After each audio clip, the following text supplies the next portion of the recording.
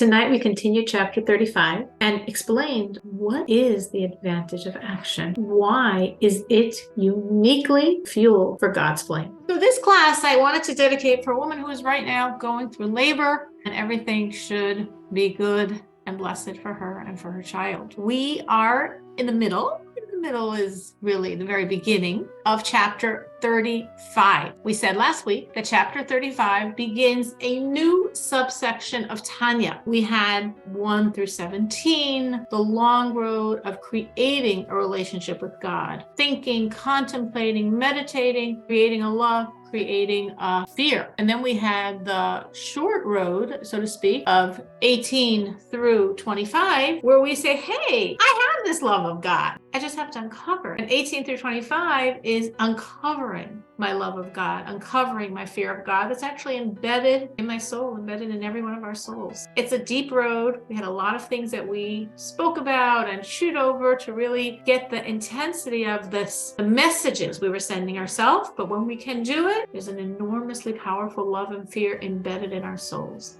That was 18 to 25. And from 26 until 34, we could say, we speak about uprooting dullness, apathy, indifference, depression, and implanting joy. And now we're starting chapter 35, and 35, 36, and 37 is a new, call it subunit of Tanya, focusing on the significance of action, and starting with chapter 36 and 37, and action as a catalyst for Mashiach, for the redemption. Now we're discussing action itself. So we begin by going back to our beginning point. The beginning point of all of Tanya, of this first section, this first book of the 5 books within Tanya, is a verse. The matter is very close to you, in your mouth, in your heart, to do it.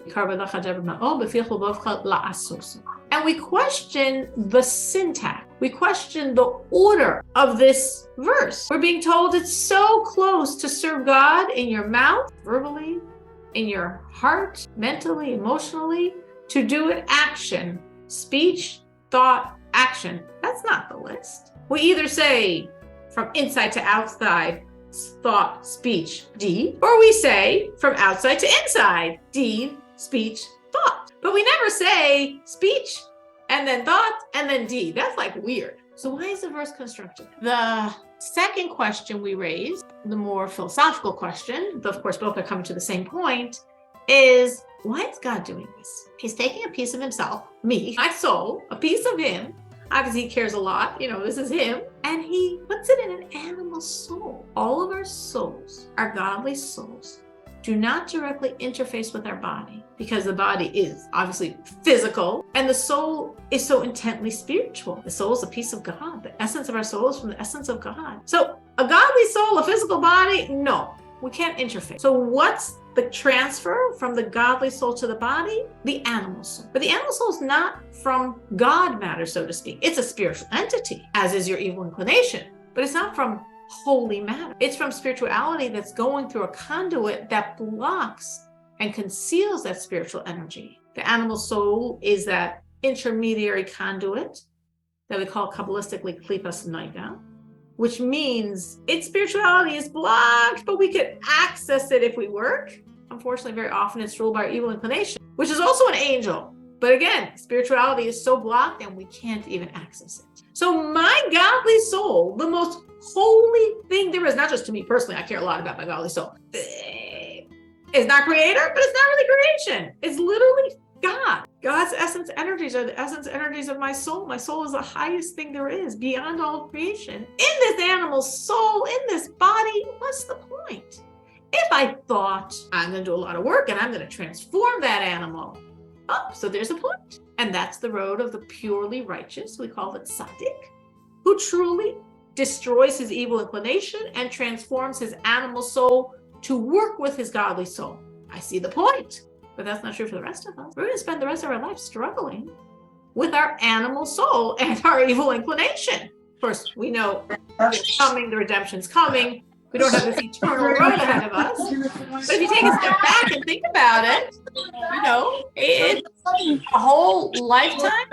And then in the end, you're still stuck in this pain of the animal. What's the point? That was the question. Very unusually, we said. The Rebbe answers the question very briefly. Tremendous brevity, cryptically, but he answers the question. And then we're going to start really explaining what that answer means. We're going to unpack it a lot for the rest of the chapter. But the Rebbe's answer is because God dwells within you. When you serve God, in your study of Torah, in fulfilling the commandments, God is inside of you. And that's the point. So for those on the WhatsApp group, I posted today a video I referenced at the end of last class where someone had an encounter with the Rebbe, and the Rebbe gave somewhat of this concept, and I thought it very much resonated, this power of this concept that we spoke about last week. But God's inside of us. And knowing God's inside of us, that's the point. Now we're going to start, as I said, really unpacking the depth and dimensions of this concept. And we're beginning with a rather long quote from the Zohar. The Zohar is a foundational work of mysticism, of the esoteric dimension of Torah, authored a long time ago, Reb Shimon Bar Yochai, shortly after the destruction of the temple. And actually, it was lost for about 1,000 years. And this is the most foundational Kabbalistic work. And very often in Tanya, we reference the Zohar as well. But usually the quotes are like half-liners, one-liners, 1.5-liners. This is one of the longest quotes I know we get from the Zohar. To understand this concept, this very deep, powerful concept that makes it all worthwhile. Why is it all worthwhile? Because when you're serving, God's inside it. Within you, where you are, in that animal, in that evil inclination, in that body, God is literally with you. That's why it's worth it. So to understand that, we want to understand or focus on a piece of Zohar authored by the Yenuka. Yenuka, the word in Hebrew, that's Aramaic, is like the Hebrew word yoneh, for like the word you might be more familiar with, tinot, all the same etymology, it's the same root word, which means a child or a baby, a child, a young child. So the Yenuka means the young child of the Zohar. Why is there a young child talking in the Zohar? Because as I said, or as I might not have said, the Zohar was composed shortly after the destruction of the temple. And that was, the destruction of the second temple was so traumatic for the Jewish people. It was such a grievous event. There was such horror there. It was almost like the Jews weren't going to make it. I mean, we know the end of the story. We made it. But it was almost like we weren't going to make it. So to give us strength, to fortify us, to survive, all the secrets of the esoteric dimension of Torah were being taught to the people. First, and in a sense, only time in our history that happened. Because the esoteric dimension is private. It's mystical. It's for those that are on a very high spiritual level and are worthy recipients and can absorb this and use it properly. So from the giving of the Torah until after the destruction of the second temple, it was passed on very discreetly, which means you could have been a great sage, very knowledgeable, and not know it. After the destruction, to strengthen us and give us the ability to keep going, God's inner secrets were revealed to that generation. And then it got closed up again. And as I said, about 1,000 years the Zohar itself was lost. And then it opened up again. And then gradually, of course, we come to the time when we have the Arizal in Sfas, who actually begins publicly teaching these secrets, these mystical secrets. Again, public teaching wasn't 2,000, but it was publicly taught. And then, of course, from this, we come to the revelation of the Hasidic dimension of another whole level of Torah thought, Hasidus, which is not Kabbalah. It's higher than Kabbalah. And it's taking, as it takes everything in Torah, it also takes the esoteric wisdom and brings it down to something that we can absorb. But this generation after the destruction, they were told the secret. To the degree that we have this voice of the child in the Zohar, expressing this idea that even the children were taught these secrets. The Zohar Parshas Balak. So this is in the Zohar Parshas Balak. This is a commentary of the Yenuka. And again, the Yenuka, the child, which sort of relates to our theme, because our theme is action, the most concrete realm. The realm a child could relate to with the purity, straightness of a child.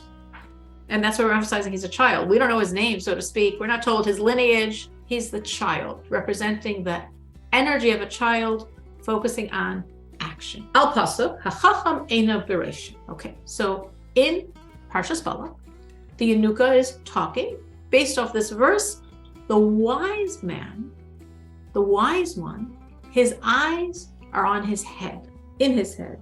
So does a person have another place where his eyes are? What is the verse saying? Here we have this verse, the wise man, his eyes are in his head. I mean, so are everyone else's eyes, including the greatest fool on planet Earth. His eyes are also in his head. So that's obviously not what the verse means. But surely what the verse does mean, these words might sound different to you because they're not Hebrew. Basically, they're Aramaic, which is the common language both in the Talmud and in the Zohar. The Tanan that we've learned, Lo Yahach Bar Nash, a man should not go, the Giloy Dereshe, with an uncovered, exposed head, Arba Amos, 4 amos. Amma is a measurement in Jewish law, roughly 1.5 feet. So, again, to backtrack, because it's a little distracting, and the Aramaic as well, there's a verse that says the wise one, his eyes are in his head.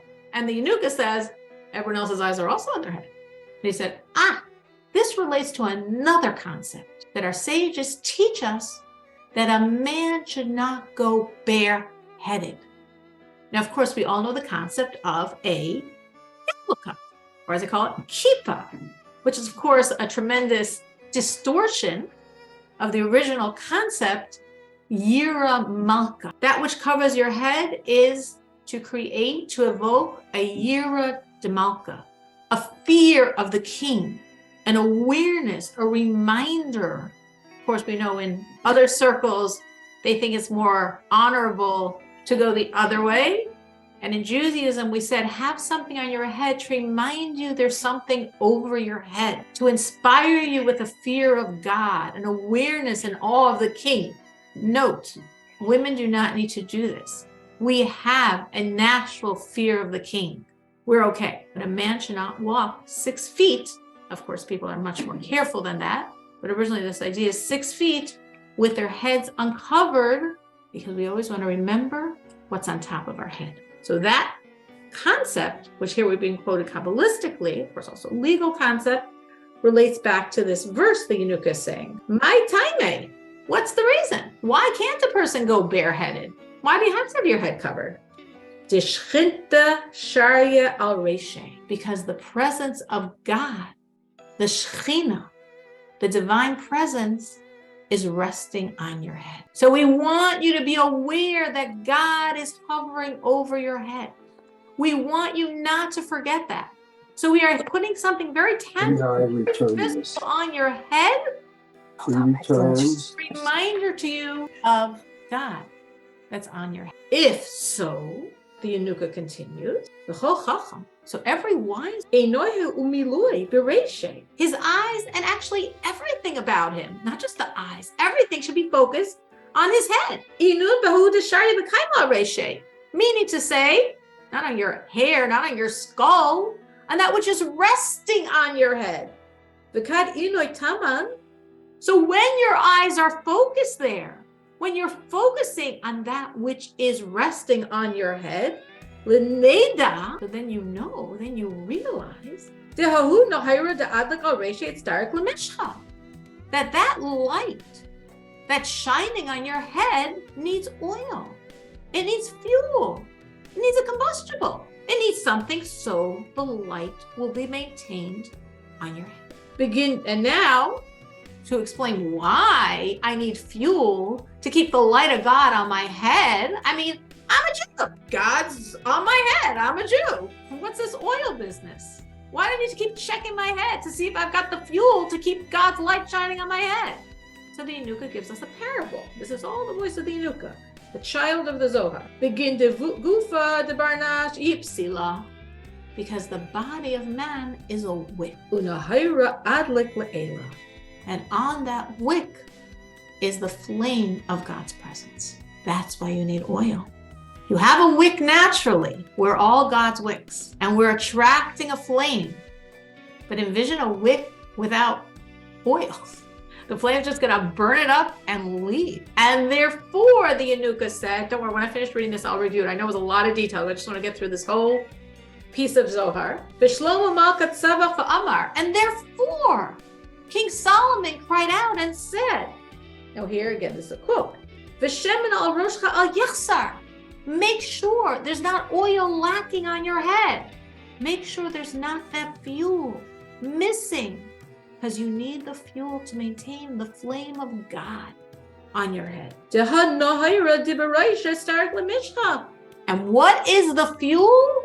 What does the Yanuka identify in the Zohar as the fuel to maintain God's presence on you? V'inun ovdin tavin. And these are your good deeds, your actions. The action of the commandment. Not your Torah study, not your love and fear of God, not the power of your soul, not your prayers, your actions. Maybe your prayers a certain degree, because prayer might be considered a small action. Your actions. The al derech, and this is what the verse means. Now we're circling back to our starting point. Hachacham einav b'roisho. Oh, that's what it means, the wise one, his eyes are in his head.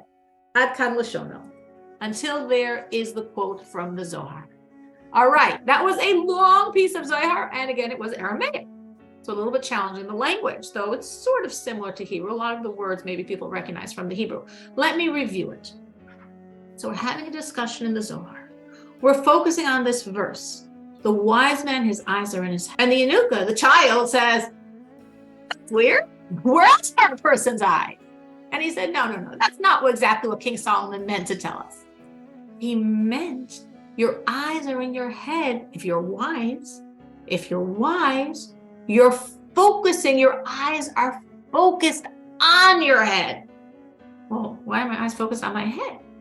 So he connected that to the concept of a man always needing a head covering, as of course we know. Why? To remember what's on his head. As we said, originally the term is Yira Malka, fear of God, fear of the king. The king's on top of you. Remember that. The head covering is reminding you of that. So similarly, the Yanuka is saying, the wise person, King Solomon is telling us, focuses on his head. He remembers what's on his head. He knows God is on his head. And then when he remembers that, he says, uh-oh, I got to keep checking. There's enough oil there. Because God's the flame. I'm the wick. But if we could envision this, there's a little cup with a wick floating and a flame on it, and no oil, no candle. Well, zip through the wick, and there goes the flame. No. I want to maintain God on my head. I don't want God to leave my head. I want God's presence to be with me always.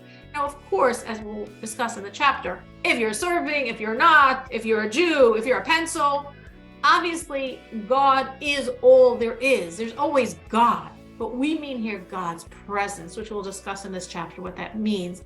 But God in a revealed energy, which is not at all like God in the pencil or God in me when I'm thinking about other things.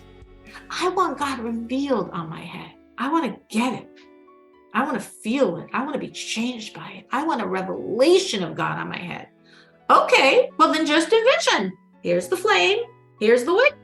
The flame, beautiful flame, is being anchored, because the flame wants to go up, but it's being anchored to the wick as long as there's a fuel. A candle, the wax is a fuel. You have it in the little pot of oil. The oil is a fuel. And the oil, or the candle wax, or whatever else you're using, is being consumed. The oil becomes the fire, right? I'm a little bit unpacking this metaphor because it's very significant to understand in the chapter. We have the oil. I mean, again, common. We all know what we're talking about here. We can all grasp this in its essence. We have the oil. The oil is being consumed by the flame. The oil is the food of the flame. The oil is what's maintaining the flame on the wick. If the oil gets completely consumed and we're done, there goes the flame. What happened to that oil? It transformed to literally become that flame, right? Goes up the wick, through the wick, and becomes the fire itself until it's all gone. So metaphorically, we understand that flame is God's presence. That wick is me. And the Yanuka says, this is his punchline, what's the oil? And as I said, if we were discussing this, and if I was teaching this in a different way, I might have asked you the question, but you already know the answer. But there's a lot of things you might decide are the oil, the fuel, the food that's maintaining God's presence in a revealed way on me. You might think it's your soul. As we said before, what's more holy than your soul? You might think it's the more spiritual elements of you. When you're studying Torah, that's a very spiritual moment. When you're loving and fearing God, that's you in a very high level. The Yanuka says, nope, that's not the fuel. Your soul's not the fuel. Torah's not the fuel. Study of Torah is not the fuel. Love and fear of God's not the fuel. You know what the fuel is, Yanuka says?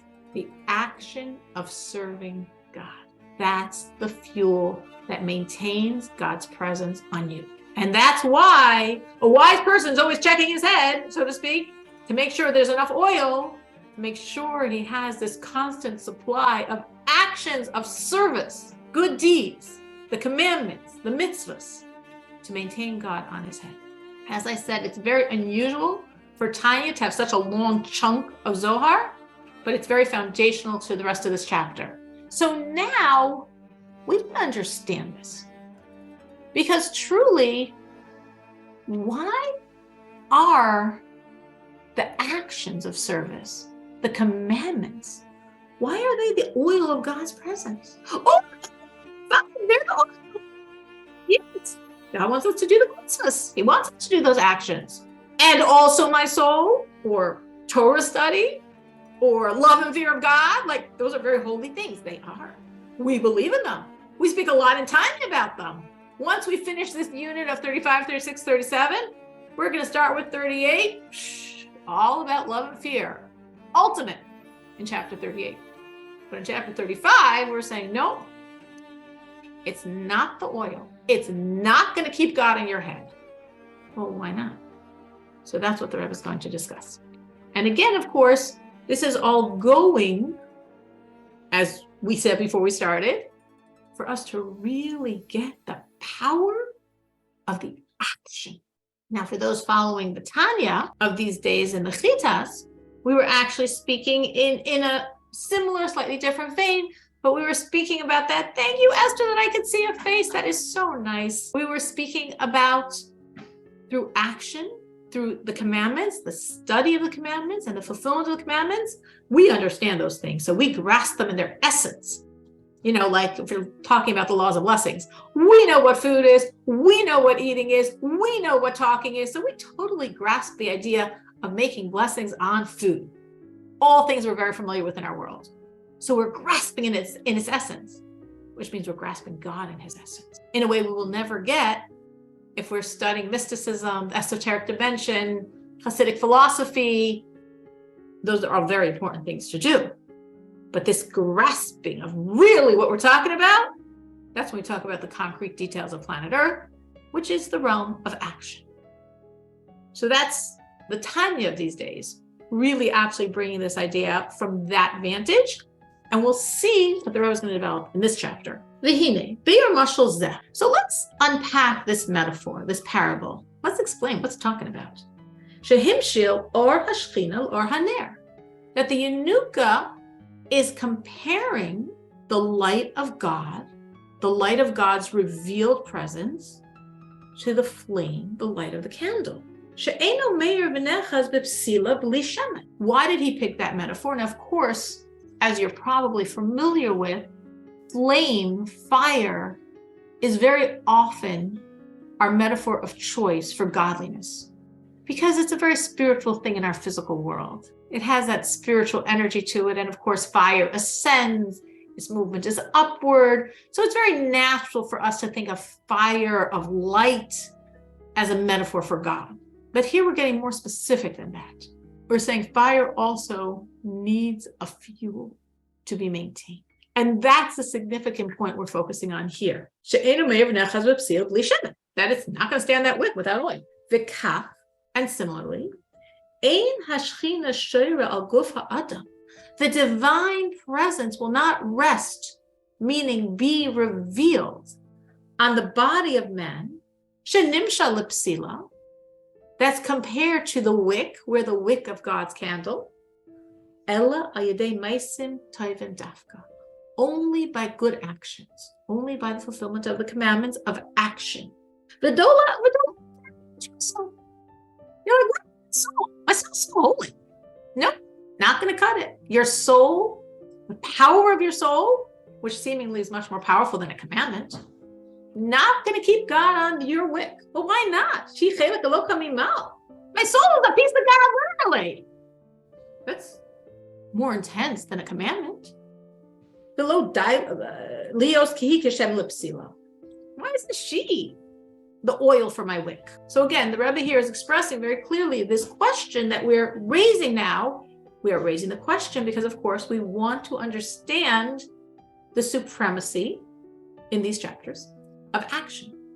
So to understand how special action is, you're saying action can do something that my soul can't? Rebbe says, yeah, that's exactly what we're saying. Let's understand why. Let's understand the limitation of your soul that is literally a piece of God over the action of a commandment. Now, just take a second on this idea before we go further. We're comparing here ourselves to God's wick. My body is the wick. The actions are the oil, the combustible, the fuel, and God's the flame. So we have my body, we have my actions, we have God. My soul's not in this metaphor. My body's in the metaphor. My actions are in the metaphor. God's in the metaphor. My soul wasn't invited into the metaphor. Deliberately. That's the point the Yanuka is making as the Alter Rebbe is explaining this in Tanya. Deliberately, the soul's not here. Because it's not the soul that maintains God on you. It's the action. Now, at the end of Tanya, when I say Tanya, I don't mean this whole book. I mean the first work within the 5 works in this book, the work that we're studying currently, which has 53 chapters. We're in chapter 35. So if we fast forward, you go on, fast forward to the end of chapter 53, to the last vision the Alter Rebbe gives you, concluding this monumental work that's your roadmap to your relationship with God and deep understanding of self. The last vision he's giving you at the end of chapter 53 goes back to this piece of the Yanuka.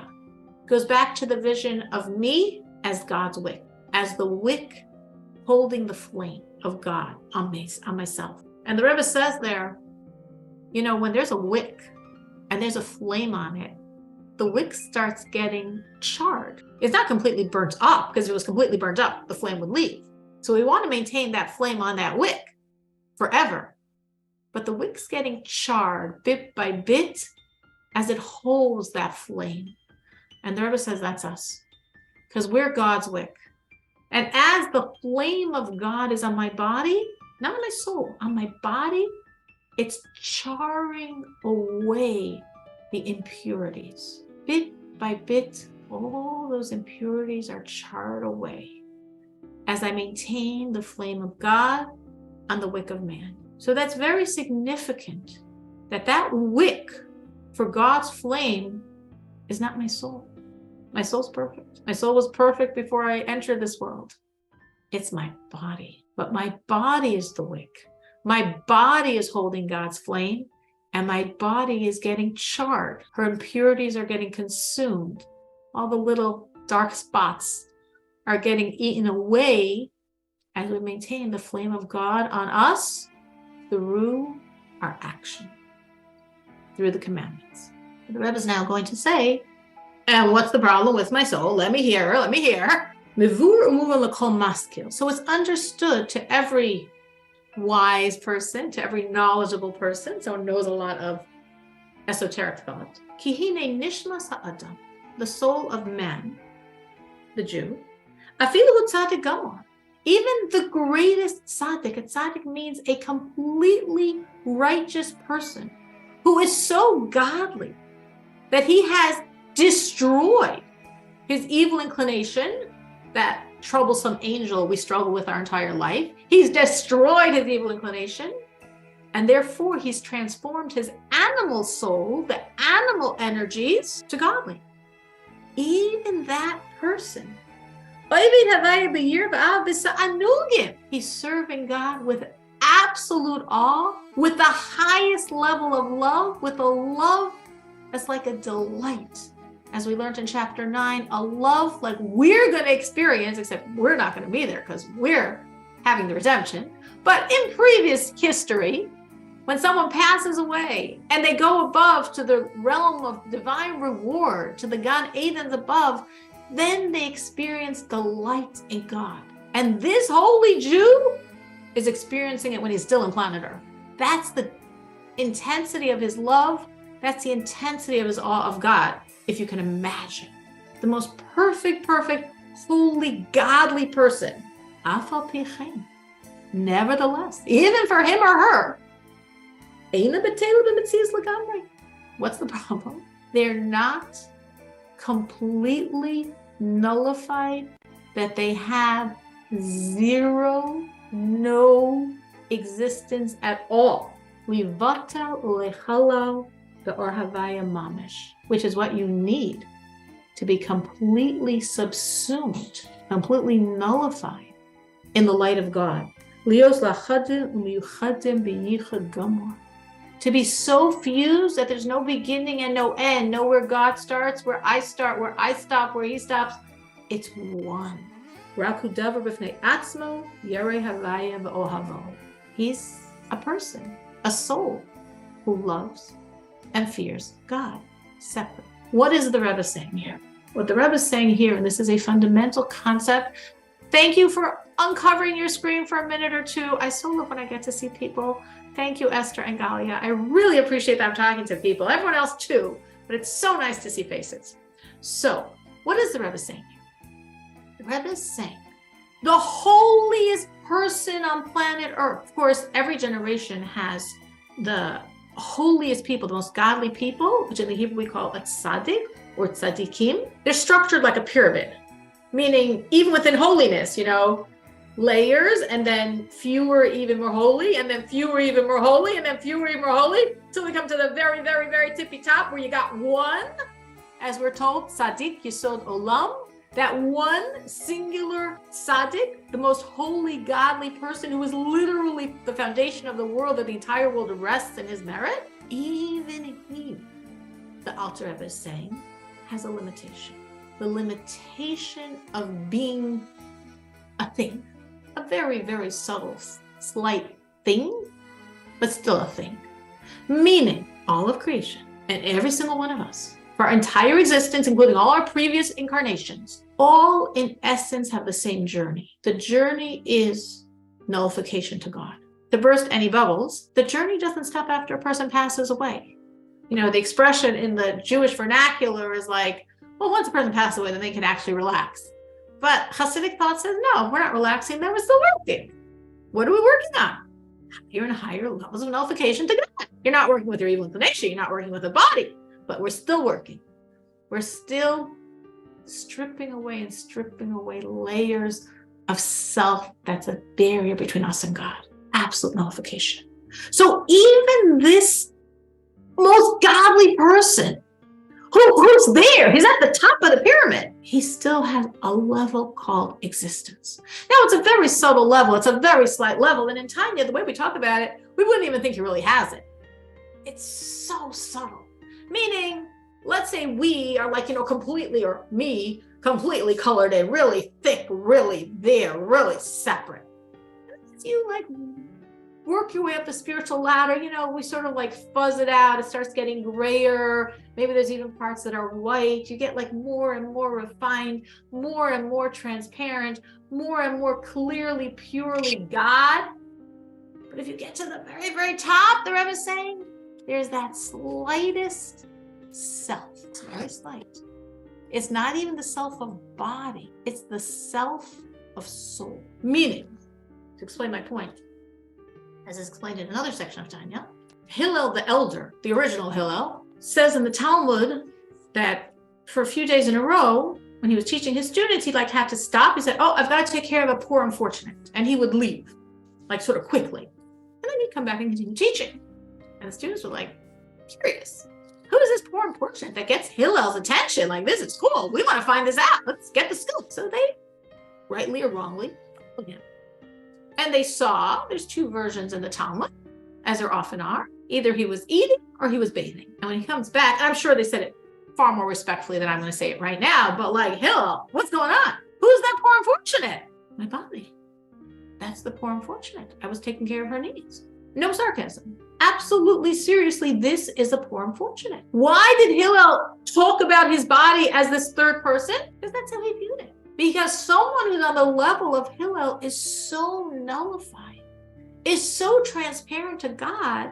It's not the eye of the body. It's an appendage. It's something I'm taking care of. But even that tzaddik still has a very, very subtle self of soul. So what's the problem? It's so small. Because the Rebbe is saying it's an all or nothing deal, like these charity campaigns. There's no even a little bit not there. It's 100% or you didn't accomplish anything from this perspective. Meaning, if there's even a shred of existence left, you refined, cleaned everything out, all the cobwebs, all the tiny thread left, some gossamer, you still exist. Maybe at 0.2%. You took care of the other 99.8%. There's still that 0.2% self of soul. You cannot maintain God's flame at all. Why not? The Rebbe says, because you can't be fuel. What happens to the fuel? The fuel burns up, becomes the fire. Exactly.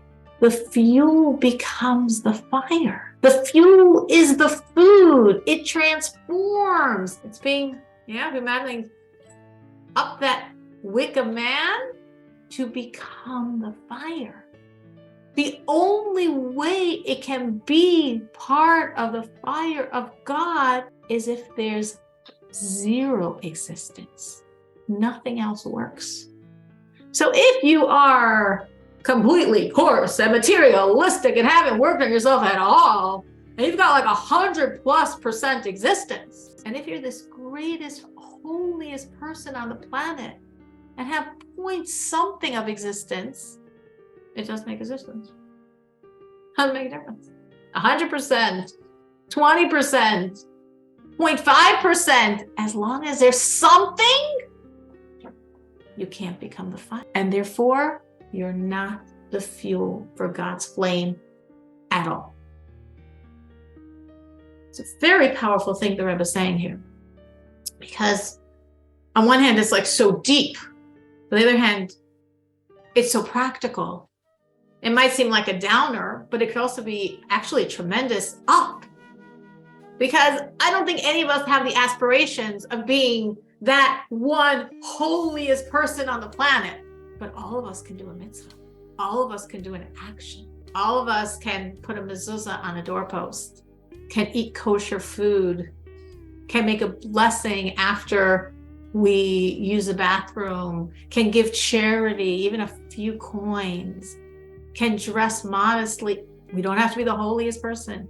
We don't have to have such love and fear. Very democratic here. We can all do this. And if the greatest, holiest Jew is doing it, if we're doing it, if any Jew is doing it, the exact same thing happens. God is on our wick because we're giving him fuel. The action, that's the fuel. So it's actually a very, very amazingly positive, practical, and uplifting message.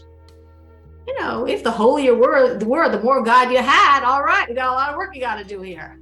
It doesn't make difference how holy you are. That's not the equation. So it's completely accessible for every one of us. And the Rebbe is saying, by the same token, if this person loves and fears God, so you could say, wow, love and fear, that's part of serving God. It is.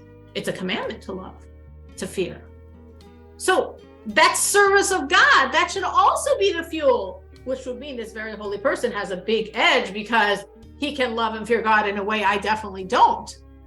There it says, love and fear both have a bit of self. or for some of us, have a lot of self. I love and I fear. The emotion is an expression of me. And again, the lower you are on the totem pole of trying to escape yourself, the more self is invested in that love and fear, and the more selfish that love and fear become. But even if you've worked past the selfish loves and you're really, really trying to escape, and it should really be very pure and very God-centered, not I-centered, which is hard. I mean, listen, we're all egocentric. That's our reality. That's the reality we're working on transcending. But even if you've worked really, really a lot on it, there's still an I. In every love, there's an I. In every fear, there's an I. And that I is the blockage. And that's why the most intense love or the most intense awe of God is not fuel for his presence, but the action is. Because the action doesn't have any I. The action is the will of God. It has no existence but being God's will. That's its only purpose.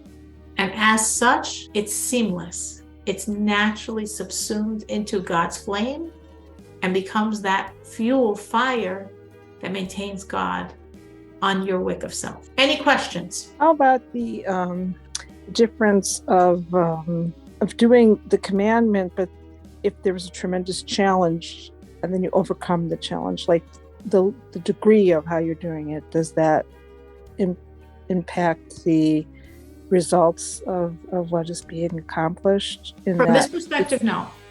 From this perspective, right? In other words, everything is from a perspective. As I said, and we're being totally transparent here, once we get to chapter 38, we're going to talk all about love and fear. And love and fear are the wings. And without those wings, nothing flies, nothing goes anywhere. You can be surrounded by your prayers because they never made it up. Everything has its significance, its place, its content. From this perspective, it's the pure, absolute selflessness that an action is. What I mean the selflessness of an action is, I'm looking at a mezuzah, so I'll take the mezuzah as an example. That mezuzah exists. I'm looking at the one on my doorpost. You can look at the one on yours. That mezuzah exists because God has a will that you should have a certain type of parchment with a certain type of ink, written by a certain type of person, with a precision of exact letters and the forms of the letters and everything rolled and there. Put on your doorpost a certain place, a certain slant, a certain side, lots and lots and lots and lots of details. And then God's will is achieved. God wants that, and therefore it exists. And if God didn't have the will, I wouldn't have boxes on my doorposts. And that in essence is every commandment. Every commandment is God saying, this is what I will. This is what I want. So when we're doing it, even though I'm a person and I, like from a saying, I could be more selfless, more self-sacrificing, more challenged, but that's all a different dimension. Here, that's what we're focusing on. The will of God exists. God and his will are one. So that action, which is so simple, it's like the most base thing we can do is an action. It's not higher level functioning, but that action is pure, nothing added, him. And that's why it seamlessly becomes him. It seamlessly fuses. There's no separation where he ends and the action begins, as versus when my soul is fused with God. Again, not meaning to imply my soul never gets fused with God. My soul gets fused with God all the time. But there's always a separation of, where one starts and the other one stops. But that mezuzah, that action, it's him. That's from beginning to end to him. That's what it is. And conversely, that's why if you took a piece of paper and you had a scribe write it all, as unfortunately you might find mezuzahs like that today, watch out. That's not a mitzvah. The same thing. No, the whole thing is to be God's will. And that's not God's will. No, it's not God's will. It's his will or it's not. I once saw this, I can't quote the source, I don't know who, but I once saw somewhere someone comparing it to an email address. Thought it was a great metaphor. You have one dot off. My daughter made up my email address. This was before I knew what email was, so to speak. And my email address is Mrs.Turin.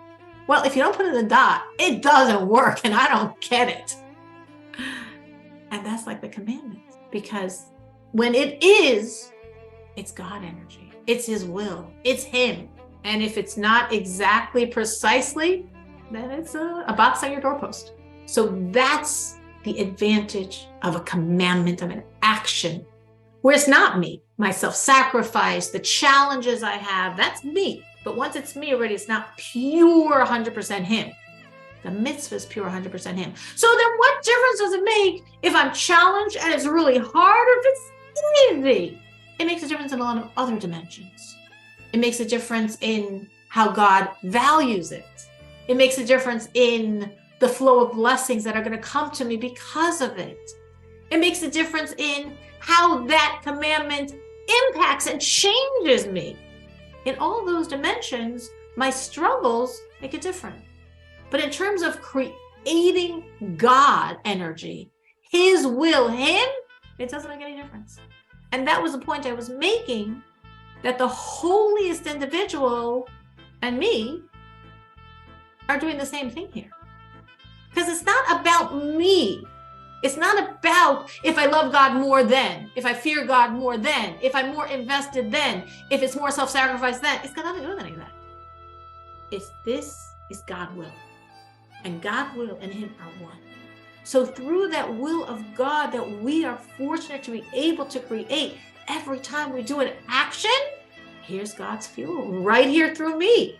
So here's the fire of God right on my way, right on me. And then I have the benefit of that flame charring away my impurities, which circles back to what Firma was saying of my difficulty and my challenges and how I'm affected. That's where I would see the difference. Any other questions? So in terms of actions, you said prayer is not necessarily an action. If you pray for another person, would it be considered to be an action, or it's not quite an action? The only way prayer is an action is because our sages say the movement of the lips is an action. So again, it's not relevant who I'm praying for, if it's selfless because it's for someone else, if it's completely for my own issues. It's a minor action because words are considered a type of action, a smaller action. So from that perspective, prayer will create some fuel, but not the same like putting that coin in the charity box. But again, is it a higher prayer will create more intensity, more understanding of the meaning of the words, more devotion, more hours spent? Prayer. It's just because you're moving your lips. So we're getting back to the action. But later, again, starting in chapter 38, we go into but also the we. You know, how of course, the more you're invested in the prayer, what's happening. And of course, throughout Hasidic thought, the three, I have to say, and again, I could be wrong, anyone could disagree with me, this is top of my head, but I'd say the top three ways of serving God, and we would think of it in classic Hasidic works, is Torah study for sure, charity for sure, and prayer. So definitely I could create a very compelling argument for prayer being more significant than checking your clothing to make sure they're not a combination of wool and linen. I could definitely do that for you, but that's not the focus of these chapters. Because in these chapters, I'm focusing on the action. So when I have this combination of wool and linen, and I took my garment and I got it checked, and it was taken out, or I'm not wearing it, or there wasn't, but I got it checked, all of that's creating an action of God's will. And in a sense, stronger than the prayer, because the prayer as speech is a more minor action. But if I would step away from these chapters, prayer is definitely, I believe, like in the top three of foundational, powerful movements of serving God. Anyone else? No, I just wanted to say that the movement of the lips and everything, that's an action, But is also the fact that you focus in and you concentrate in during prayer, that like you stand in before the king, you stand in, you're trying to, all that. Is that also action? No, Like all the kavanah? No, that's all intention. Intention's not an action. Intention. Okay. And I said intention, wait till chapter 38. We're going to give intention the limelight for a number of chapters, but not in these. So the only work is the only action is the movement of the left. So again, the point wasn't, oh, why am I bothering to work on prayer? Bother intention. Intention doesn't even count here. It doesn't count here, but starting chapter 38, you will understand it's very valuable. It's the wings. It's totally needed. And the more intention, the more God's light's flooding inside of you. It's very significant. But right now, we're talking about action. As I said, this is a very democratic chapter. We can all do it. You don't have to be super knowledgeable. You don't have to be super holy. You have to do God's will. And just thinking, when I do God's will, and my illustrious ancestors in the scriptures in Torah, and the holiest Jews I can think of, we're all doing the same thing. Wow, what a motivation. What power I have. I'm a Jew and I have the ability to take God's desires and give it flesh. And every single Jew that does that is doing the same thing. And that's an amazingly powerful thing. And that's why God's flame is on me, because I'm giving his desires substance. I'm the conduit for his will. And that's an amazing gift that I could do it. And it's an amazing opportunity. So you want to grab it and say, oh, a mitzvah, a commandment, an opportunity to create God's will in the flesh, an opportunity to take God and give him the fuel to be on my presence. It's okay. To be continued. So let's just quickly do the talk of the Rebbe. This is this week's Torah portion, which is Vayetze. The Rebbe is talking, as he was talking in those last years, so strongly about the redemption as the current reality in our work to make it happen.